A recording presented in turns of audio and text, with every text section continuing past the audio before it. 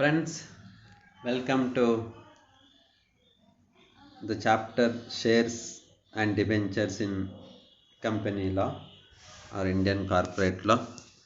So we have discussed regarding allotment of shares and general provisions we have discussed other day. 5 provisions we have already discussed, and next we will move on to the special provisions with regard allotment of shares. Okay, the Companies Act of 1913 contains certain provisions which are applicable to allotment of shares, and they are considered as special provisions. So first one is minimum subscription. So section 31(1) and 3 of Companies Act of 13 says no allotment of shares shall be made unless the minimum subscription amount stated in the prospectus has been subscribed for. Andre ಈಗ in case of company going for public, in their prospectus they have to mention the minimum amount of capital that must be subscribed ಅಥವಾ taken by public ಅಷ್ಟನ್ನು ಕ್ಯಾಪಿಟಲನ್ನು ತೆಗೆದುಕೊಳ್ಬೇಕು, application ಹಾಕಬೇಕು. ಇಲ್ಲದಿದ್ದರೆ ಅವರು allotment ಮಾಡಲಿಕ್ಕೆ ಆಗೋದಿಲ್ಲ. So company can allot shares provided they get that minimum subscription of shares.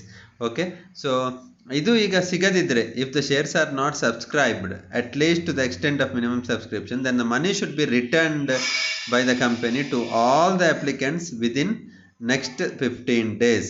If they fail to do that, then the directors are jointly and severally liable to for the payment of such money with the interest. So that is minimum subscription. On the minimum amount of capital avarige public avaru apply ಮಾಡಿರಬೇಕು. Next, SEBI guidelines. All of you know there is Securities Exchange Board of India in operation from 1992. The issue, this guidelines has been issued in 1992 June 13th. The company which listed in the share market on a recognized stock exchange must be partly paid share, fully paid up within the 1 year from the date of issue. So idu SEBI guidelines, Securities Exchange Board of India.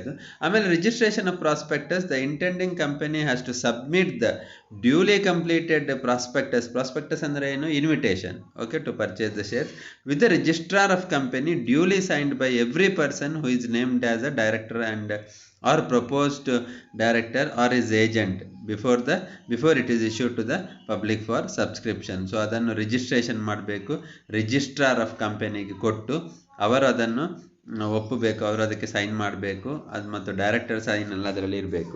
Time of allotment, ಯಾವಾಗ allot ಮಾಡೋದು? So where the prospectus has been issued, company is not suppose to allot share until the beginning of the 5th day of the opening of subscription list after the date on which the prospect has been issued. ಅಂದರೆ 5 ದಿನ ಆಗಿರಬೇಕು ಕಂಪನಿಯ subscriptions opening ಇದು list ಬಿಟ್ಟು subscription ಇದಾಗಿ. So ಅದು ಇನ್ನೊಂದು condition.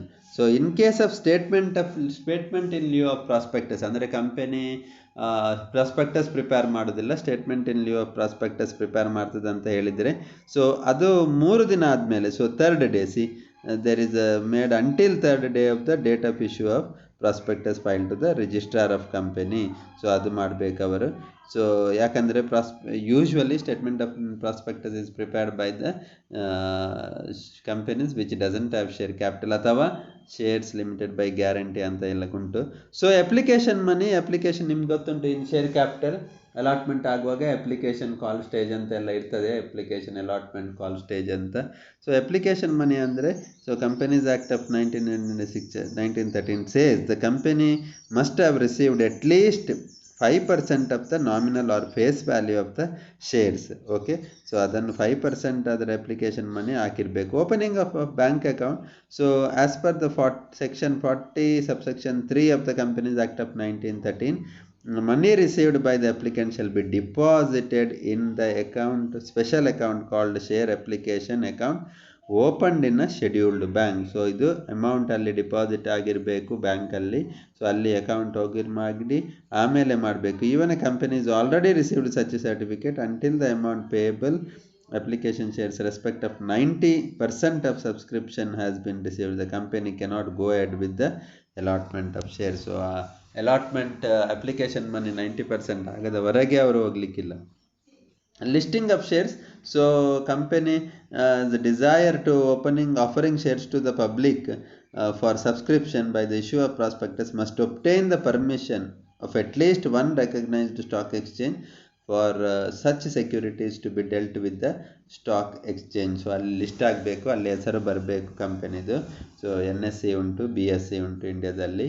Return of allotment. So ಈ ರಿಟರ್ನ್ ಆಫ್ ಅಲಾಟ್ಮೆಂಟ್ ಅನ್ನು within 30 days of allotment shares company must file registrar of companies. ಈ ಅಲಾಟ್ಮೆಂಟ್ ಬಗ್ಗೆ ಎಲ್ಲ ವಿಷಯ, ಸೊ ಅದರಲ್ಲೆಲ್ಲ ಪರ್ಟಿಕ್ಯುಲರ್ಸ್ ಇತ್ತು. ಅಲಾಟ್ಮೆಂಟ್ ಇದು ಎಷ್ಟಾಯಿತು, ಎಷ್ಟು ಶೇರ್ಸ್ ಕೊಟ್ಟಿದೆ, ಎಷ್ಟು ಅಮೌಂಟ್ ರಿಸೀವ್ಡ್, ಎಷ್ಟು ಅಲಾಟ್ ಆಯಿತು, ಸೊ ಎಷ್ಟು ರಿಜೆಕ್ಟ್ ಆಯಿತು, ಅದನ್ನೆಲ್ಲ ಬರೆದವರು ಕೊಡಬೇಕು. So in case irregular allotment ಅಂತ ಆದರೆ, ಸೊ ಇಷ್ಟೆಲ್ಲ ಕ್ರಮ 8 ಕ್ರಮ ಉಂಟು ನೋಡಿ. Special provisions and general provisions we have discussed. So ಇಷ್ಟೆಲ್ಲ ಪ್ರೊವಿಷನ್ಸ್ ಫಾಲೋ ಮಾಡಬೇಕು ಇನ್ ಅಲಾಟ್ಮೆಂಟ್ ಆಫ್ ಶೇರ್ಸ್. ಸೊ ಇಷ್ಟ ಆದರೆ ಅದನ್ನು ರೆಗ್ಯುಲರ್ ಅಲಾಟ್ಮೆಂಟ್ ಆಗ್ತದೆ. ಸೊ ಇಷ್ಟು ಕ್ರಮ ಯಾವುದಾದ್ರೂ ಒಂದು ಇದರಲ್ಲಿ ಪ್ರೊವಿಷನ್ ಆಗಲಿಲ್ಲ ಅಂತ ಹೇಳಿದರೆ it is called as irregular allotment. So ನೋಡಿ, ಎಲ್ಲ ಇನ್ನೊಂದರ concept irregular allotment. So irregular allotment is regarding the allotment of shares not complied with the above provision. So above provision ಅಂದರೆ ಈ ಮೇಲೆ ಹೇಳಿದ 8 ಸ್ಪೆಷಲ್ ಪ್ರೊವಿಷನ್ ಮತ್ತು 5 ಜನರಲ್ ಪ್ರೊವಿಷನನ್ನು follow ಮಾಡದಿದ್ದರೆ ಅಲಾಟ್ಮೆಂಟ್ ಆಫ್ ಶೇರ್ಸಲ್ಲಿ ಅದು ಇರ್ರೆಗ್ಯುಲರ್ ಅಲಾಟ್ಮೆಂಟ್ ಆಗ್ತದೆ. ಸೊ ಆ ಇರ್ರೆಗ್ಯುಲರ್ ಅಲಾಟ್ಮೆಂಟ್ ಆದರೆ ಅದಕ್ಕೆ ಇಫೆಕ್ಟ್ ಉಂಟು, ಕಾನ್ಸಿಕ್ವೆನ್ಸ್ ಉಂಟು, ಏನೆಲ್ಲ ಆಗ್ತದೆ ಅಂತ. ಸೊ ಅದನ್ನಿಲ್ಲಿ ಡಿಸ್ಕಸ್ ಮಾಡ್ತೇವೆ. So contract becomes voidable at the option of the applicants. ಅಥವಾ ಅವನು ಎನಿ ಟೈಮ್ ಅವನ ಹಣವನ್ನು ಬ್ಯಾಕ್ ಕೇಳಬಹುದು, ಯಾರು ಅಪ್ಲಿಕೇಶನ್ ಹಾಕಿದವ. So the company and the directors wilfully authorising such allotment liable to make good the loss suffered by the applicant. ಏನಾದರೂ loss ಆದರೆ ಹೀಗೆ ಅದನ್ನು ಅವರು ಲಯಬಲ್ ಆಗಿರ್ತಾರೆ, ಯಾರು ಅವರ ಡೈರೆಕ್ಟರ್ಸ್, ಅವರು ಅದಕ್ಕೆ ಕೊಡಬೇಕು ಹಣ. The allotee can keep the shares allotted to him and sue the directors of the company willfully authorizing such allotment to make the good loss. ಆ ಲಾಸ್ಗೆ ಅವನಿಗೆ ಕೊಡಲಿಕ್ಕೆ ಅವರು ಡೈರೆಕ್ಟರನ್ನು ಕೋರ್ಟಿಗೆ ಎಳೆಯಬಹುದು. So it also makes the directors wilfully authorising the irregular allotment guilty of misfeasance intentional incorrect action under the Companies Act of 2013. So ಹೀಗೆ ಉಂಟು. So ಆದ ಕಾರಣ ಕಂಪನಿಯವರು directors in allotment of shares should be very careful. They need to follow all these provisions. ನಾವು all these provisions act as guideline in case of allotment of shares. ನೋಡಿ, ಇಲ್ಲಿ general provisions ನಾವು last class discuss ಮಾಡಿದ್ದೇವೆ. ಈಗ ಇವತ್ತು ನಾವು special provisions discuss ಮಾಡಿದ್ದೇವೆ. So ಈ ಎಲ್ಲ ಪ್ರೊವಿಷನ್ಸನ್ನು ಅಲಾಟ್ಮೆಂಟಲ್ಲಿ ಫಾಲೋ ಮಾಡಿದರೆ ಅದು ರೆಗ್ಯುಲರ್ ಅಲಾಟ್ಮೆಂಟ್ ಆಗ್ತದೆ. ಯಾವುದಾದ್ರೂ ಒಂದು ಪ್ರೊವಿಷನ್ ಇದರಲ್ಲಿ ಫಾಲೋ ಮಾಡಲಿಲ್ಲ ಅಂತ ಹೇಳಿದರೆ ಅದು ಇರ್ರೆಗ್ಯುಲರ್ ಅಲಾಟ್ಮೆಂಟ್ ಆಗ್ತದೆ. ಆ ಇರ್ರೆಗ್ಯುಲರ್ ಅಲಾಟ್ಮೆಂಟ್ ಆದಾಗ ಡೈರೆಕ್ಟರ್ಸ್ ಪರ್ಸನಲಿ ಲಯಬಲ್ ಆಗ್ತಾರೆ ಆ ಲಾಸಿಗೆ ಅಪ್ಲಿಕೆಂಟಿಗೆ, ಮತ್ತು ಅಪ್ಲಿಕೆಂಟ್ ಕೋರ್ಟಿಗೆ ಇದು ಸೂಟ್ ಹಾಕ್ಬಹುದು ಡೈರೆಕ್ಟರ್ ವಿರುದ್ಧ, ಕಂಪನಿ ವಿರುದ್ಧ, ಡೈರೆಕ್ಟರ್ ವಿರುದ್ಧ. ಸೊ ಇದು ಮಾಡಲಿಲ್ಲ ಅಂತ, ಅಥವಾ ಇಂಟೆನ್ಷನಲ್ ಆ್ಯಕ್ಷನ್ ಅಂತ ಹೇಳ್ಬೋದು, ಇನ್ಕರೆಕ್ಟ್ ಆ್ಯಕ್ಷನ್ ಅಂತ. ಸೊ ಹೀಗೆ ಕಂಪನಿ ಲಾದು ಅಲಾಟ್ಮೆಂಟ್ ಆಫ್ ಶೇರ್ಸ್ ಬಗ್ಗೆ ನಾವು ಇವತ್ತು ಡಿಸ್ಕಸ್ ಮಾಡಿದ್ದೇವೆ. So I think it is sufficient for today. So